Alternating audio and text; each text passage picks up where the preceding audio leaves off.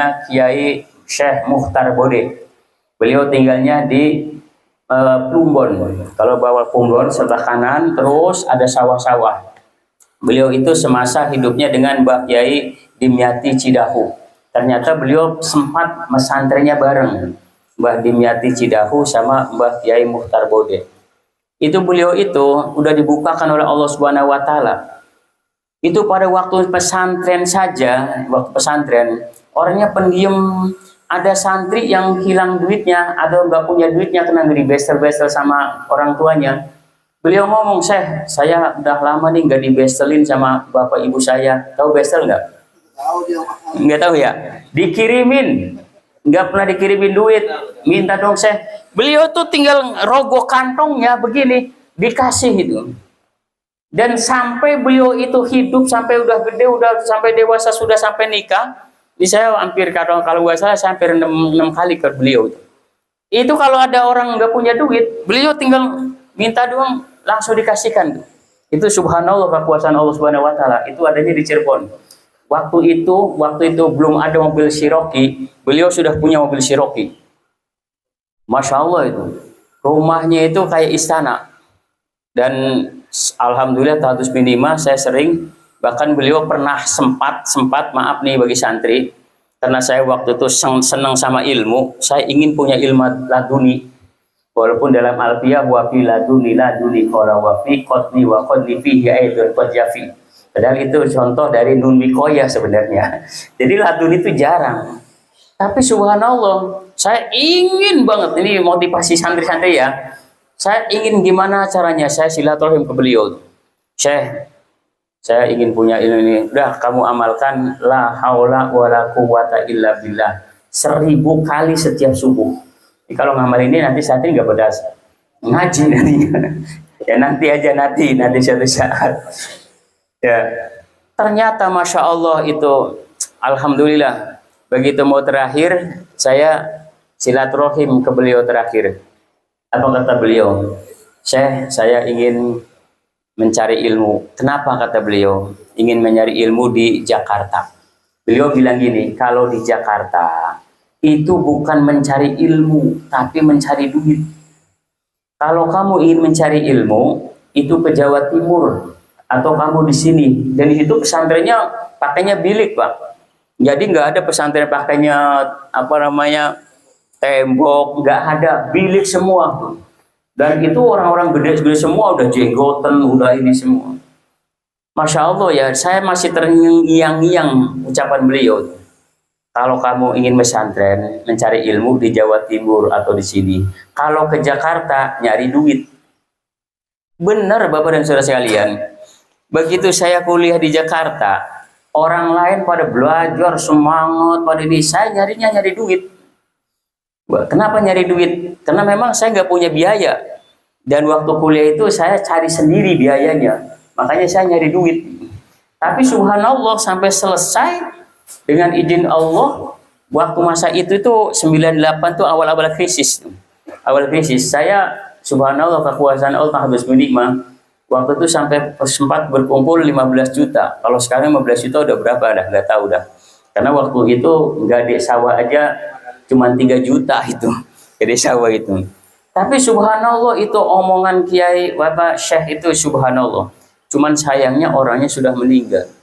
Sudah meninggal beliau itu. Sekarang katanya gantinya anaknya.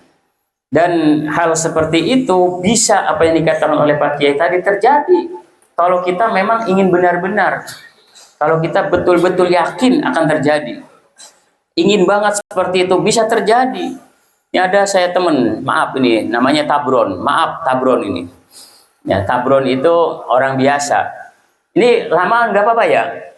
Ini memotivasi bapak-bapak juga nih, di Tabron. Dan saya sempat juga ke Kiai itu, namanya Kiai Rohanin. Mungkin kalau ada Azim namanya Azim, kenal Kiai Rohanin.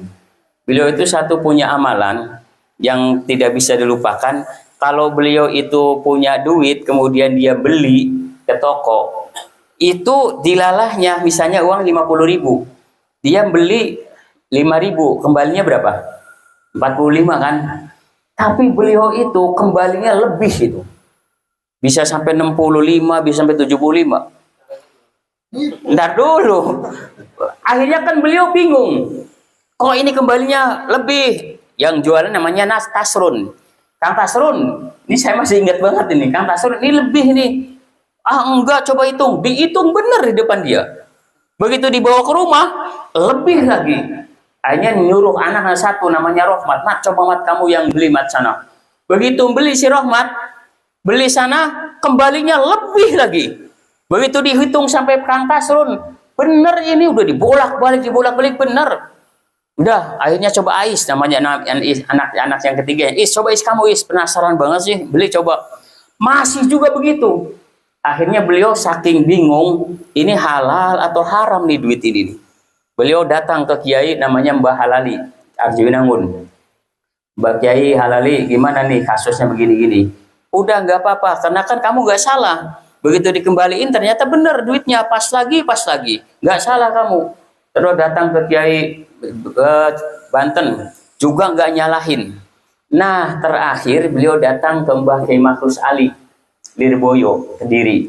Nah Kiai Mahrus nanya, asalnya kenapa kamu bisa begitu? Ya saya ada amalannya sih gampang, nggak akan saya kasih nanti.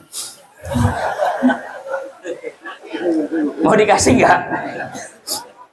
Akhirnya apa kata Mbah Mahrus? Mbah, ketika saya beli nih, kata Kiai Rohanin, kalau saya beli, begitu saya beli terus ada kembalinya, orang yang mengembali itu bengong. Deg, begini. Nah, itu yang menjadikan nggak boleh, katanya.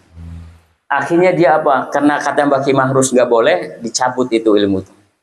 Nah, ini Tabron ini ngamalin kelebihan.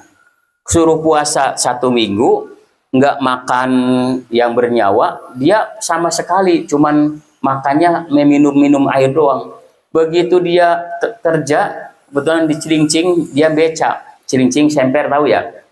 Itu kan truk-truk bahkan kontainer-kontainer tuh. Itu mau ketabrak, kenapa? Karena nggak ngeliat ada dia. Saking amalannya kelebihan tuh. Maka tadi jangan sampai kalau ngamalin jangan kelebihan. Itu mau ketabrak lagi sama kontainer lagi, tabrak sama kontainer lagi. Akhirnya minta ke Kiai Rohanin suruh dicabut lah. Kalau konon sekarang dia jadi dukun konon tapi. Kebetulan satu kampung itu yang diberi jajah cuma 3. 1 si Tabron, kedua saya, ketiga Allahyarham Nahrawi. 3 itu saya coba bismillah, saya pokoknya ingat, saya kalau apa ada kata amalan saya lakukan gitu aja. Tapi ya subhanallah kekuasaan Allah, saya coba ke Bogor beli bubur kacang, duitnya 50 ribuan. Begitu 50 ribuan, waktu itu kalau nggak salah harganya 3.000 bubur kacang di Ciampea.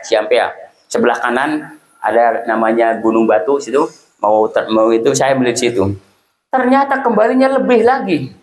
Saya balikin lagi, dihitung lagi, bener lagi. Dah akhirnya nggak saya terusin dah pokoknya.